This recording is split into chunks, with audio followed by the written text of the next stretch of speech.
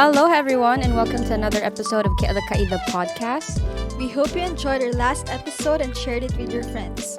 Today, we have a creative and inspiring episode lined up for you guys, especially for those who love capturing moments and seeing the world through a different lens. That's right, we're talking about self-taught photography and how passion, curiosity, and dedication can lead to mastering a skill on your own. Our guests today are Rosalind and Didier Pedron.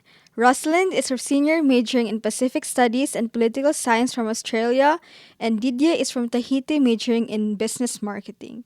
Together, they've built their photography journey from the ground up, learning through experience and passion. Welcome to the podcast, Rosalind and Didier.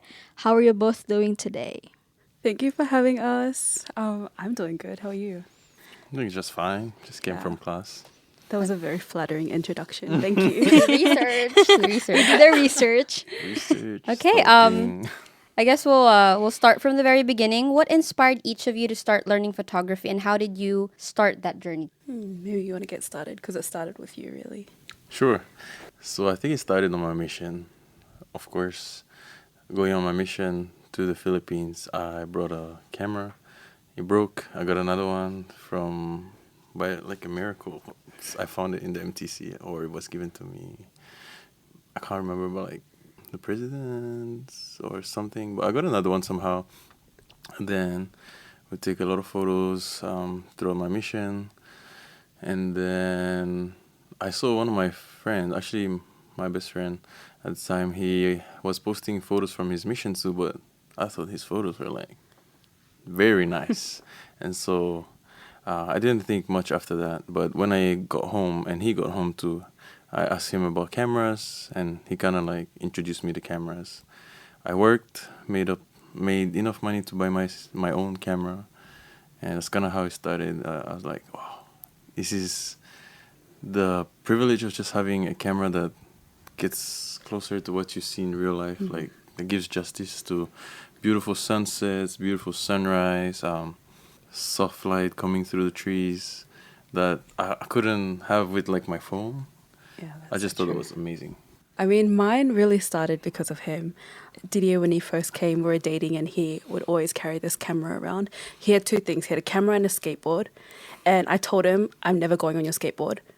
That ended up not happening. I ended up on the skateboard, right? And the second she was riding the skateboard with her heels, guys. And the second thing was the camera, and I said, I don't want anything to do with the camera. Like, you take photos, that's your thing, but I don't want to do it. And then I think we ended up at the beach, and he was like taking photos, and I was like, can I actually have a try? And that's how it really started. And I tried to like, oh yeah, make sure you do this and that, and then she's like, yeah. Just let me play with it. Yeah. I'm like, okay. And it turned out pretty good. Okay. That's a great way to start your journey in photography. Now let's talk about the learning process. What were some of the biggest challenges you faced as self-taught photographers, and how did you overcome them? I don't know if we have overcome them. We're still very much amateur photographers, that's what I think. But the biggest thing was just putting ourselves out there as photographers. Even just saying, oh, I'm a photographer is really weird at first. But saying it now, we're used to it now. But when you first kind of claim yourself as a photographer, it's kind of pressuring. You're like, oh, now I have to be good, and I have to have a nice Instagram, and I have to have a website and all of these things. But it's really just start and do what you love and focus on that. That's what I think, at least. How about you? How about you, Didier? Can you repeat the question for me? Just make sure I don't go like. I think I did. No, you didn't. What were some of the biggest challenges you faced as self-taught photographers, and how did you overcome them? Okay, I wouldn't consider myself 100% self-taught, and I don't think anyone is, except maybe her.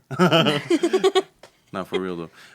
But I guess my friend that had cameras, actually, he showed me like the basics, and then I think the challenge for me was just to like, okay, now how do I make the most of it? How do I use it in this infinity of different scenarios? Like, how can I use this knowledge that he gave me, the shutter speed, the aperture, the ISO, the white balance, how can I use it to have sharp photos of sports photos, or can I have like how can I make everyone in this big group make sure they're all in focus or Technicals, yeah, and then but then so that was just that part, just figuring out how to use this basic knowledge. That was I think my most rewarding challenge. Okay, I love that. So when it comes to photography, how many or what resources did you usually use when you were starting out? Lightroom was probably the biggest thing at first, at least. I used VSCO for like my personal like account, but when we're editing photos for our brand, we use Lightroom. VSCO, I remember that. Yeah, I still use it Or today. Visco. Oh yeah, Visco. Oh my, like I'm like, what Not is gonna lie, that? I've actually never said it out loud, so I was like, I don't want to say Visco and sound like an idiot. No, we call it Visco, Okay. but it's okay. You're fine. All right, yeah, Visco. Okay. And What about you, YouTube, Didier? a lot of YouTube, for me. YouTube, yeah, Okay. true. Well, speaking of YouTube and what did you say again? Lightroom? Lightroom. Yeah. Let's go to the YouTube part. Who are the creators that you usually watch, or like your cheat codes when it comes to your first time doing this whole photography thing? I feel like YouTube's your thing. Yeah. So I watch a lot of videos on YouTube. Sometimes I don't remember the name of the. I mean, for sure, there's one that just came to my mind, but I didn't really like learn stuff from him. He's just famous, and I just like watch his video. But it's Peter McKinnon. That's one of them. But he shoots Canon. We should we should Sony. So All right. sorry guys. Yeah, I just actually look for the brand because I wanted to learn stuff that applies directly to me. So I just look for Sony, something cinematic videos or Sony photos, and so whatever good creators were there, I would watch it. But There is this one that we like watching, but he doesn't really teach technicals. We just like his vibe and the Do you remember inspiration. who he is or Go- videos? Gox. Gox, yeah. Oh, I love He's Gox. so fun. I love Yeah. Gox. I Actually, watch him. Super Gox, fun. Life of Riza has good videos. Me too. Oh, those creators are That's awesome. it, yeah. Very, yeah. Photos, Okay. Yeah.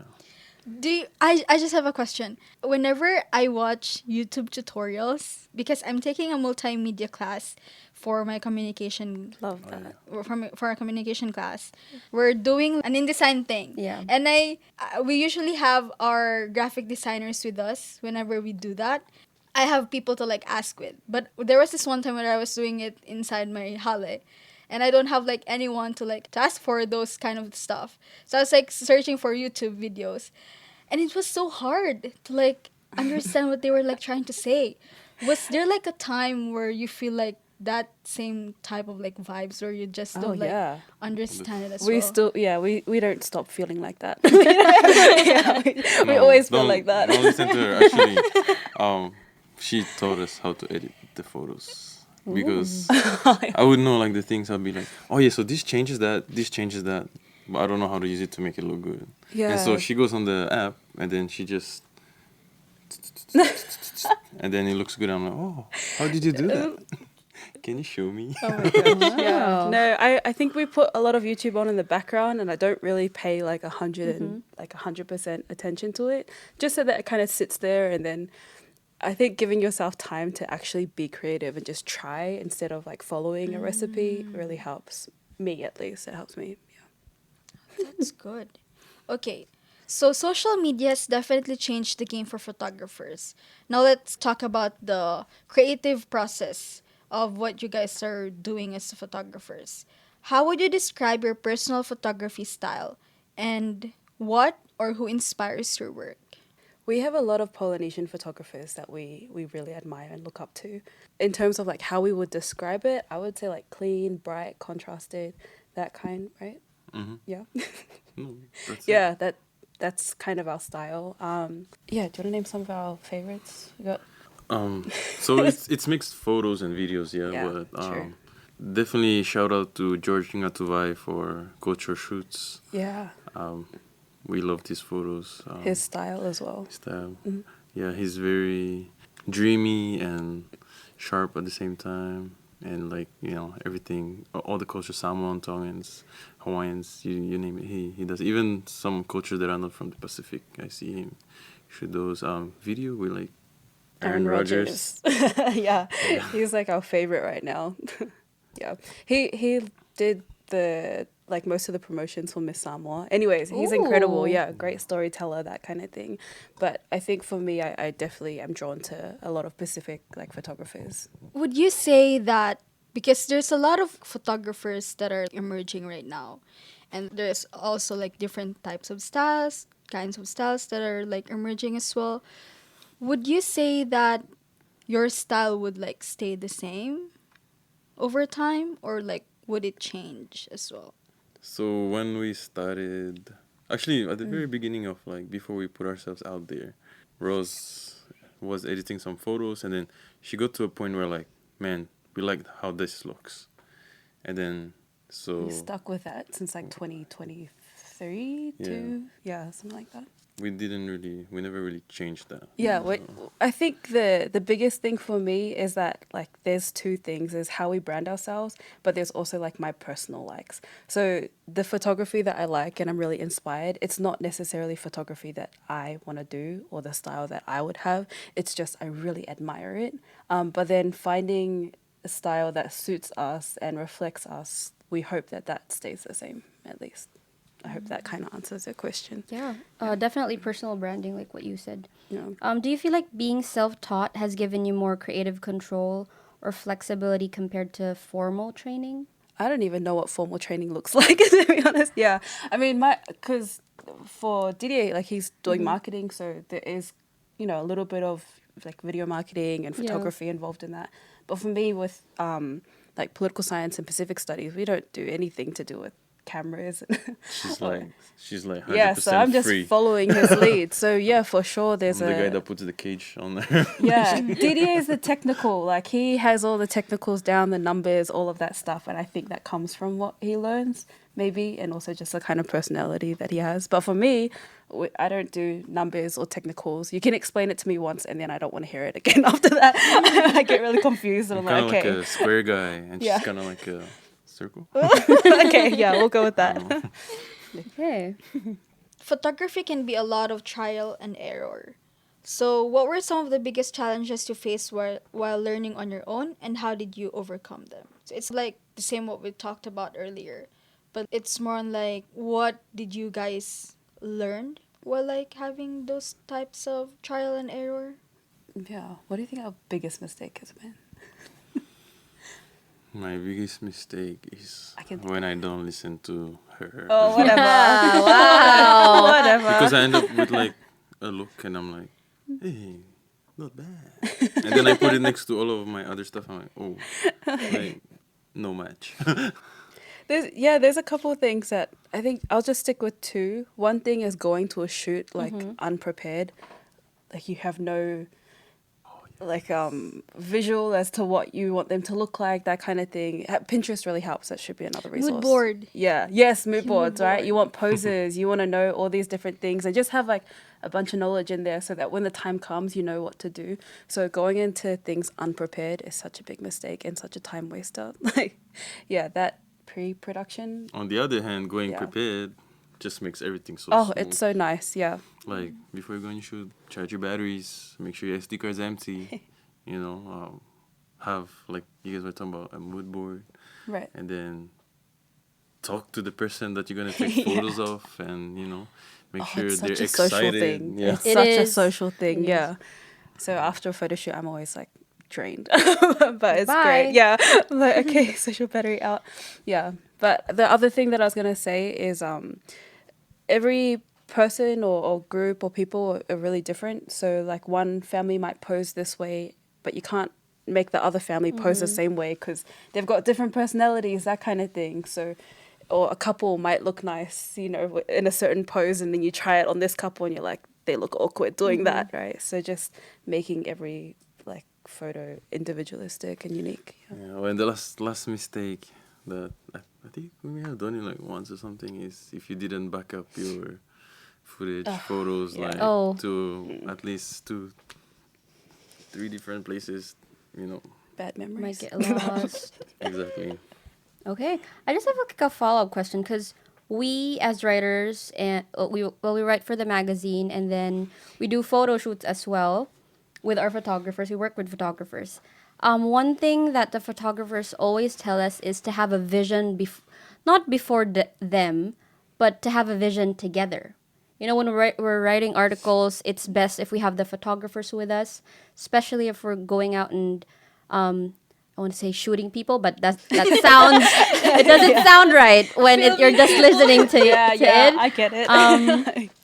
Filming people or taking pictures of people. So would you say that it's also the people that you're the people that you're taking pictures of, they should have a vision of what they want, and then you collaborate with them? Is that the relationship that you want with them, or are they putting more of the job on you because you're the photographer?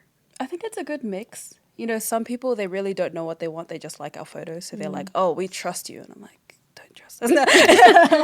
Yeah, but... It's the pressure on you a little bit too. Right? But that's like all good, because I feel really honored when people do that. But then we always ask our people, like if there's any inspiration shots or things you really want to do, just let us know like beforehand. And we ask them for examples. Again, some people don't have any examples. They're just like, you do the work. And some people are like, oh, here's what we want. So it's a really good mix, to be honest. Yeah. Yeah, it's. I just want to share something as well that, if you're gonna shoot, if you're the only person shooting, yeah, make sure you have that collaboration with your model, with your person, the people you're taking photos of. If you're going on a shoot with multiple people, meaning like you, a second shooter, and maybe like someone that just takes videos of B-roll, BTS. Yeah. That person needs to know what's happening to you. Otherwise, the final product sometimes might be affected, I guess. Yeah. Okay. We touched a little bit about the tools that you use. Like you mentioned YouTube, you mentioned Visco, Algo, and then Lightroom. What other platforms are you using? Maybe color grading platforms, other editing platforms with your videos. What other stuff do you use to make your craft a little bit more, to be outstanding? I guess. Secret. Nah. You have to share it. No, videos. Final we just Cut. use Final Cut Pro. Sometimes CapCut. The captions are great. Oh, we use Scroll a lot Scroll. for like carousels on Or Instagram. Oh. Yeah. CRL. Yeah, SCRL, I don't know. Yeah, Scroll. Why are they shortening everything on there? You don't know how Just to... remove the vowel. Yeah. Right. That's your app. What else? There's a bunch of things actually, but those are the ones I can think of. Scroll. Do you guys use the Adobe Suite as well? Just Lightroom and Just Lightroom. And the other tool I use from Adobe is Adobe Enhance. So that's Ooh. for audio. for video. We have cheap mics. We have a Poor hard student, time using... poor college student, and so Yeah, we sometimes don't have these fancy things. you just put your audio through Adobe Enhance and it cleans it up like really good. Oh, okay, that's a good idea. So try it out, guys. Yeah, but in terms I of didn't know coloring, that. like Lightroom. Yeah. But now we know. Thank you. Because we're using Adobe, the Adobe Suite just for our class, the multimedia class we're taking. Oh my gosh, it's so confusing. But we love it for the grade. Are you using like Canva as well? Oh, yeah. yeah, yeah, sometimes we Canva. Canva. Yeah. It's just my main like guiding principle is like if that app makes it easier to do that thing than this other app, just Then we just get, use yeah, it. we really try I to love minimize that. as much Yeah. as possible. Actually, Final Cut Pro's automatic captions are not good, but DaVinci Resolve's automatic captions are Yeah, he better. uses So DaVinci. sometimes I just do my whole video on Final Cut and then export and just use DaVinci for the caption. Yeah, I use CapCut for like subtitles sometimes as well. I like CapCut. It's really like It's easy. It's on your phone. yeah. That's it. Oh, and they also have a desktop version. Oh yeah. We talked about earlier like how your style is more like clean, those type of vibes. How do you approach capturing authentic moments when working with your subjects and capturing those type of clean style? There's Make sure you shower before you come to I don't know. No, just kidding. That's a good question. I think he's really good at framing, I will say. Like composition stuff, he's really good with just seeing an area and understanding like what will look symmetrical. That he's just got an eye for that. I think that might answer your question. Me, on the other hand, I'm just kind of shoot and go, and he's like, "Why don't you do it this way?" I'm like, "Okay, maybe I'll listen," you know. But I think that really helps with the style of having it clean and everything like that. Of course, there's like timing, you know, what time to take the photos at sunset, sunrise, that kind of thing.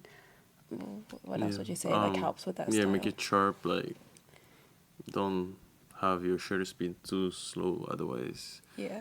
you know, it'll be like a little blurred, or just get your aperture right. So not only the nose is in focus, or like she said, just make sure you have your subject, and then make sure that everything else is as clean. And if you want to focus on the subject, then just remove as many distractions as you can in the background. The orange cone or the trash can in the background. Yeah, I Or the think people. that's so true because there's AI now. So when you're talking about like being authentic, you know, you can definitely remove things on Lightroom if you don't want that in the background, that kind of thing. But if you really want to make it authentic and have that feeling of an artist like craft, you want it to be as curated as possible in real time rather than relying on like technology to remove things in the background. I don't know if that, yeah. Yeah. And then one last thing about authenticity, we give our people breaks during photo shoots. Like, okay, let's just take a 2-minute break, you know, just talk to them, let them, because sometimes when the smile's like really forced, you know, Yeah. you can see like their cheeks kind of shaking, that kind of thing. So, Don't get to that point. yeah, you don't want them to be at that point. You want them to be relaxed and just to enjoy it, you know. So, yeah, little 2-minute breaks, water breaks help. Yeah, just not 100% poses. Yeah, that's it. Candids are really good. I love that. Movement. That's it. Okay. So how has photography influenced your personal life or changed the way you see the world? Well, yeah, I think maybe I'll jump in for this one. So, for me, photography gave me like an outlet to capture what I love, which is Indigenous cultures, which is, you know, politics, people, Pacific, you know, Pacific cultures especially. Photography helped me to kind of narrow in and use some, you know, have something practical to actually capture. It's really hard when you're like, oh, I'm really passionate about politics, but I don't know what to do with that, you know. But having a camera in hand and actually being able to, you know, preserve people's memories, preserve records, that kind of thing, that's helped me a lot. You should check out our cultural portfolio. She's got some really nice photos of Mana Wahine, like, you know, women of power in the Pacific. Yeah. For me, I don't know, is sometimes I would just be walking around and I look out the window in the car or something. And I'm like, man, that would be a nice photo. Where's my camera? I left it at home. So, talking about trials and challenges earlier or something. Yeah, I learned that usually when I go out and I know like I'm going somewhere, I always just try to have it somewhere, the camera. Yeah, just take the camera. Even Just if you take the think it's camera. not going to be useful, just take the camera. Yeah. I think the last thing as well, sorry, just to add this in, we take a lot of photos of our son now, and he's going to have like the best baby photos ever. It's just like, you know, it's not just on the phone, but just we have, Oh yeah. yeah, it's not just phone photos now. We have like a bunch of, like an Documentation. album. Yeah. Like, you just We never document did the everything. like whole setup with Yeah, like we haven't like the newborn setup. but or we like anything. go crawl in the grass and take photos of him. Yeah, it's so fun. It's not That's just fun. a business, but just fun. Yeah. I love that. For students or anyone out there who's just starting and may feel intimidated by the learning curve, what advice would you give to someone who wants to get into photography but doesn't know where to start? I think the best example I can think of right here in BYU right now is my friend Raymond. Raymond from Fiji. Raymond Kuyamai Boli, shout out to you, bro. Yeah, he just got a camera recently, and my friend is like, he got like a couple of 2-3 lenses as well, and then he just got him, and he's like, this week I'll try this lens, next Wow. week I'll try that lens, and then you know, we're talking to each other. He's asking me things. I try to help him best I can, and I see him like, you know, just post it. Sunday he went on a shoot. He took photos of 3 of his friends at the temple, and Yeah, they're really pretty actually. photos turn out pretty good. And I see every time he posts, it's getting better. Yeah. And so I think for everyone that wants to try it, just go, put in the hours, put in the reps, and I don't think cannot improve if you just practice. Yeah. Yeah, just post. Just do it. Just do it. Yeah, just do it. I think the other thing as well is, on the other hand, to find a way to not be so pressured to post. Social media makes you feel like, you have to keep up with the algorithms. You need this outreach. You need to do this. You need to do that. And if you focus on that so much, you just lose the love for it. So finding a good balance between having a schedule, a posting schedule, which we follow every now and then. but that kind of thing, just to balance out, your passion, but also the fact that your passion needs work. And then what I was thinking while you were talking, so this, I don't know if this even answers the question, but it's not just photography when you're trying to get people to pose, it's direction as well. We kind of got trained how to direct people in GSD as tour guides. Services department. Right, as tour guides, okay. yeah. So we were Wanohana both tour sharing guides aloha. at some point, and you're taught how to control a group, right? How to give direction to people, how to have them follow you, and they're like 9-year-olds or like 9-year-olds, that kind of thing. So learning how to take control and take action, that's a big part of. They like to call it group control. definitely. Yeah, yeah. So it's not just the We just like the to camera. Okay, I love that. Just to piggyback on what you guys said, how do you actually deal with the negativity that comes in when you guys, I don't know, like try to post your stuffs, try to put your stuff out there into the world? Because I feel like that's the number one fear. We had a podcast recently with a TikToker. You might know him, Elder TikTok, and he Curly hair. he said, goatee. yep. He said Funny guy. one of the things that he struggled with he didn't actually struggle with, but he was saying that, just post it, like what you said. But we were also asking him about how do you deal with negative comments, how do you deal with I don't know, like people telling you what to do, what not to do, stuff like that. I'm probably not the best person because I get annoyed so easily. Yeah. But I will say we've been blessed. We don't have a lot. We don't face like the. We're not We're that not big Yeah, yet. not that big. So we don't, We don't have a lot of that reach. That will hateful like, comments, at least not on socials. But when we do get critiques, it's really nice. I think it's uplifting as well to see what we can work on. Yeah, having the mindset of actually wanting feedback helps a lot as well. If you don't want feedback and you don't want to improve, then it's I think for photos, not so much. For videos, because there's so much more to look at, then there's definitely, just that comes from myself, from friends that I ask feedback from.